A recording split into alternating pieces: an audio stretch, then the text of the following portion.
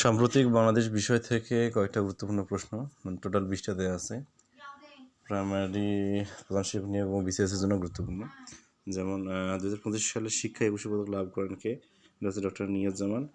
বাংলাদেশে 200 টাকার নতুন নোটের সম্মুখ চিত্রে রয়েছে কোনটা? এটা হচ্ছে অপরাজয় বাংলা। 2000 ইউনেস্কোর সাধারণ পরিষদের সভাপতি কোন বাংলাদেশি রাষ্ট্রদূত নির্বাচিত হয়েছেন?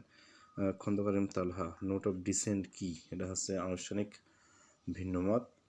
বর্তমানে জিডিপিতে কৃষিখাতের অবদান কত শতাংশ? 10.94%। সম্প্রতি বাংলাদেশ থেকে ওয়েস্ট ওয়্যার জাহাজ রপ্তানি করা হয় কোন দেশে? এটা হচ্ছে তুরস্কে। বর্তমানে ভুট্টা উৎপাদনের শীর্ষ জেলা দিনাজপুর। বাংলা ভাষার প্রথম এআই প্ল্যাটফর্মের নাম কি? কাগজ.ai। 2025 সালে মানবাধিকারে বেগম রোকেয়া পদক লাভ করেন কারা? এটা আছে নাবিলা ইদ্রিস। বর্তমানে বাংলাদেশের শিশু তুলা সরবরাহকারী দেশ কোনটি? ব্রাজিল। 2025 সালে নজরুল পুরস্কার লাভ করেন কে? আনোয়ারুল হক এবং শবনম মুস্তারি। IMF এর পূর্বাভাস মতে 2025-26 অর্থবছরে বাংলাদেশের মূল্যস্ফীতির হার কত শতাংশ? এটা 8.7%। অর্থনৈতিক সমীক্ষা 2025 অনুসারে কর্মসংস্থানের দিক থেকে বৃহৎ খাত কোনটি? এটা হচ্ছে কৃষি খাত। 2025-26 অর্থবছরে বাজেটে মহিলা ও 15 বছর ঊর্ধ্ব বয়সের করমুক্ত আয় সীমা কত? 4 লাখ টাকা। অর্থনৈতিক সমীক্ষা 2025 অনুসারে জিডিপি প্রবৃদ্ধির হার 3.97%। বর্তমানে তুলা উৎপাদনের শীর্ষ বিভাগ কোনটি?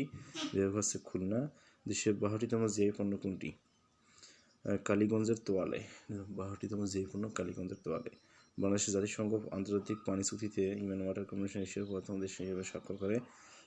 এটা উত্তরটা দেওয়া নেই। সঠিক উত্তর হিসেবে ব্যাখ্যাটা আমরা দেখি। সঠিক উত্তর হিসেবে দেওয়া আছে ওয়াটার কমিশন স্বাক্ষর করছে সেটা কত, সেটা সঠিক উত্তর নেই। 11-12তম হতে পারে, প্রশ্ন করার ত্রুটি রয়েছে, এটা উল্লেখ করা।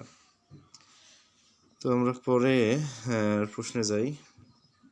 2025 সালে প্রতিবাদী তারুণ্যের স্বাধীনতা পুরস্কার লাভ করেন কে? এটা হচ্ছে আবরার ফাহাদ।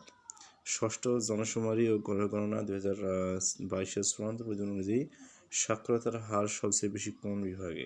এটা হচ্ছে ঢাকা বিভাগে সাক্ষরতার হারটা সবথেকে বেশি।